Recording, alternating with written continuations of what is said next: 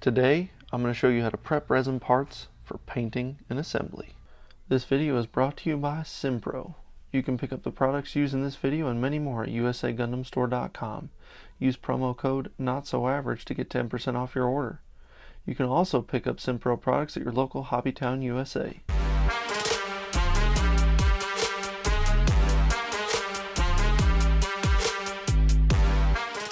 To work with resin, you'll need your resin kit, some super glue, sanding sticks, and some good nippers.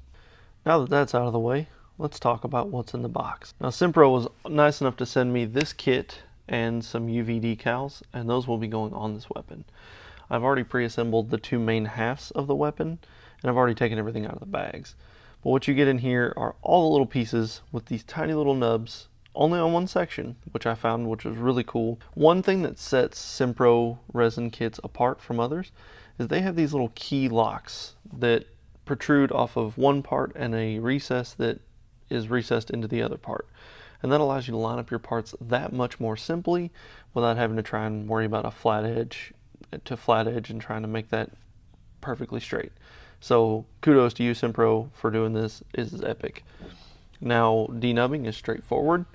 You just simply nip the nub off. I would probably have done it a little different than what I did, but use your sanding tools. In this case, we're using the eraser, and just makes quick work of the nub, and you don't have to worry about it. Now, I will have to say resin is pretty nasty stuff, so make sure you're wearing a respirator because you really don't want to breathe this stuff in. So I'm going to have a lot of masking to do, but I wanted to get as much pre-assembled as possible. The only pieces that I'm not going to pre-assemble are these three right here. And these would just be too difficult to mask off. It's really simple to work with. I would recommend, I did not do this, but I would recommend taking a paper clip and a pin vise just for reinforcement. Like if this was a structural piece, I would do that, but since this is just a weapon, I'm not going to do it. But in order to make sure that resin parts stick or stay where they're supposed to, because you're using super glue, and super glue doesn't really stick to anything but itself really well, you want to kind of give it some structural reinforcement. So I would have drilled a hole here or whatever, and then drilled a hole into this piece and stuck them together. Again, if it's a weapon, even with as big as this weapon is, it's not going anywhere. I'd say it's pretty safe and sound. But if you're going to do armor pieces, I highly recommend to use some paper clips or brass rod or something, some sort of structural integrity. Now the next step in resin is you need to wash it. Now, I know there's gaps galore. We're going to fill those in a minute.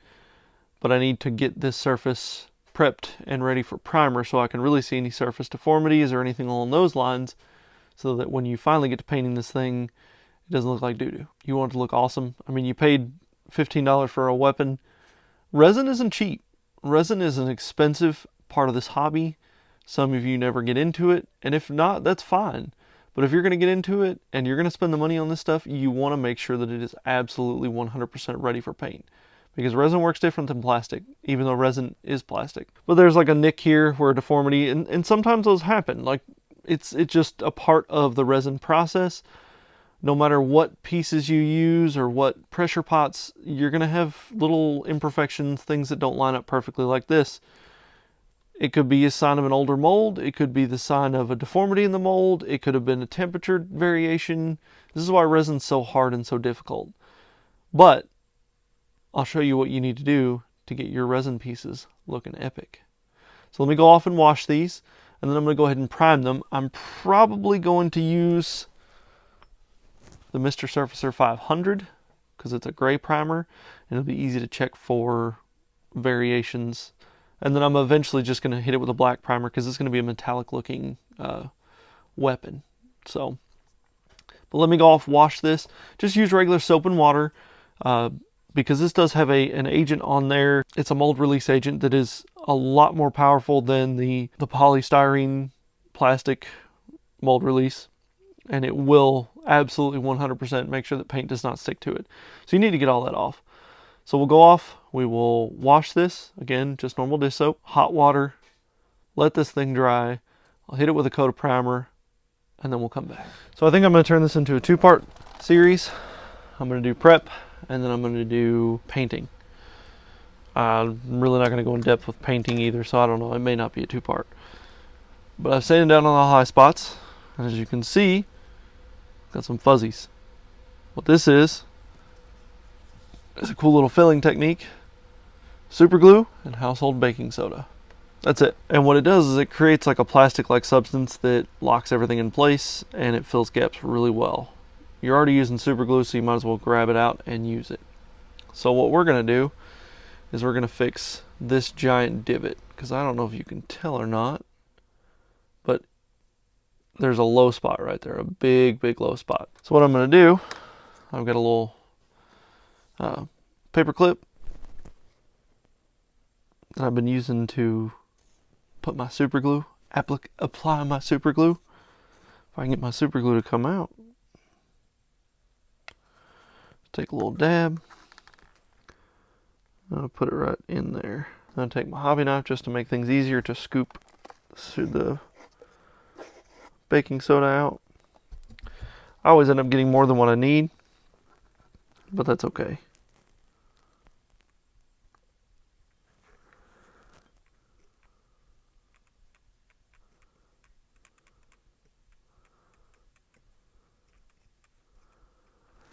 Let that dry. And then you just need to sand. It's pretty simple stuff. It works really well. And once that super glue dries, like so, even if you knocked off the rest of the stuff and you need to add another layer of it, you could just apply the super glue over top of it, and that'll reinforce the stuff you put over already. If you have a thinner super glue, it would probably work a lot better. All I've got is just the Impact Tough Formula Gorilla Super Glue, but it seems to be working really well. And that's it. The super glue, or the baking soda, also causes the super glue to dry really quickly. So once that dries off, which it's already pretty much dry to the touch, but I'm going to let it sit for a few more minutes just to make sure that it does what it's supposed to do. I'm going to fill in this little gap back here. Same thing, just a smaller amount of super glue. Well, I got way too much, but it's okay. I'm not even sure if I'm doing this process correctly. It was my first time ever using the baking soda super glue technique, but I would say that it would probably be smarter to lay the baking soda down and then the thin super glue applied over top of it to allow the baking soda and the super glue to flow into the gap. But I could be wrong, so anybody who's used this process before, feel free to comment, let me know what I'm doing wrong. And just let those dry, and that's it. What I'll do is I'll reprime this after I sand it down again, just to check for any other imperfections, but I think that I will have it all nailed. If you're going to be using a very coarse primer, like the Mr. Surfacer 500, you can do 500 or 800 grit sanding. I'm just using this coarse stick. I do have some 800 grit sanding paper that I may break out, but I want to stick to just hobby stuff that most people have, which you can get your sanding paper from Lowe's, Home Depot, or any of your home improvement stores. They'll all have those. While I'm making you watch this painstakingly long process that is extremely sped up of me sanding this weapon and all the imperfections down, I'd like to take a moment to say, if you like this video, give it a thumbs up. And if you haven't already, please consider subscribing. The sanding process is pretty much the same as with any Gunpla, but you are going to be a little more in depth with it because of all the things that you kind of have to do to prep resin. And it doesn't matter what resin kit you go with, there's always going to be some level of surface prep you're going to have to do. It is not like Gunpla, to where you just sand down a couple of nubs and you go. It is a much more labor-intensive process, but the detail that you get out of resin kits is that much better than just a basic kit that you can get out of a box. It is worth the extra work, so just bear with me. I'm going to make you watch all of this, all the steps that I kind of went through. It is extremely sped up, so it does cut down the amount of time, but enjoy it.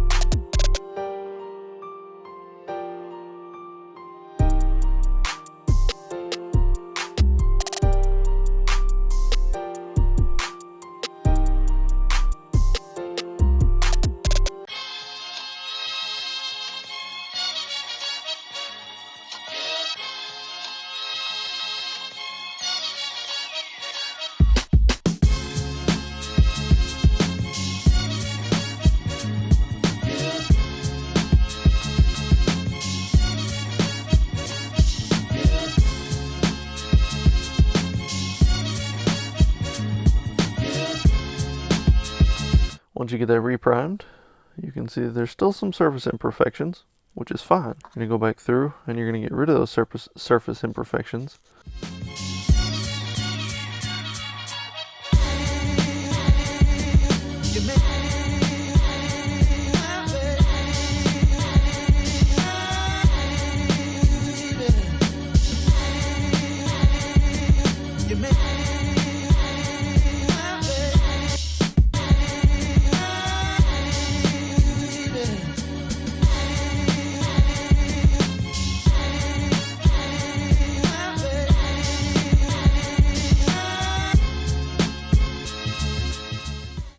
So this is what you are left with after your countless hours of sanding. It's not been that long, but it is definitely more labor intensive than traditional Gunpla. It's not bad though. Now looking at it, there's still some spots that I need to sand, get these smoothed out and ready to go. I had to order a bunch of sanding supplies, so part 2 of this video may come not next week but the week after, just to so I know that I've got all this stuff sanded down, I've got a smooth edge, and I'm ready to go.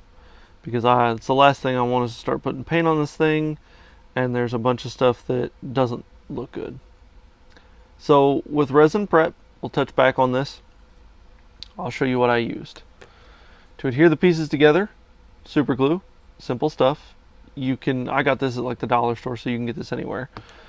You don't have to use this, but this is the Instaset for CA glues like super glue, etc. And this makes work a lot quicker. You don't have to use this. This is just a bonus. A plethora of sanding utensils. These are old and not that good, so I will need more. But you'll need those. I even used the eraser to mess around with this. It worked really well as well. The balancer, your hobby knife to do gap filling if you're going to do this, just baking soda and super glue. The primers that I used, and this is all just what I had on hand. Mr. Surfacer 500, because it mimics a 500 grit. That's what it's a 500 grit finish. And the Mr. Surfacer 1500 black, which is what you see here. So this is a really good surface because it is a primer still, even though it is a smoother primer. Is a really good surface to adhere paint to.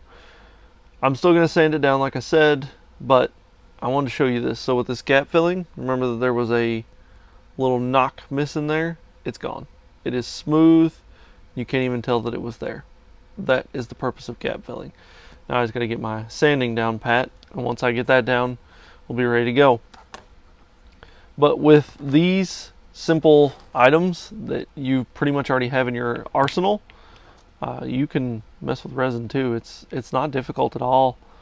It does take some more surface prep to get it ready for painting, but it's not that much. If you're already painting your kits and you want to have more detail, then check out SIMPro's resin. You can get it at usagundamstore.com. And you can also get it at your local hobby town. I checked mine. It's at my local hobby town, which is kind of cool. I'm sponsored by these people, and they're at my local hobby town all the time. So I'm kind of excited about that. But that is all I have, guys. Have a wonderful day, and we'll wait for part 2 to come up either next week or the week after. Depends on when my stuff gets here and if I can get some filming done. This weekend's going to be tough because Friday I've got stuff to do, Saturday I've got stuff to do. It's just a nightmare. So, they need to get here soon. But remember, guys, what is the #1 motto on this channel? Don't just be an average builder. Be a not so average one. Have a good one, guys. Bye.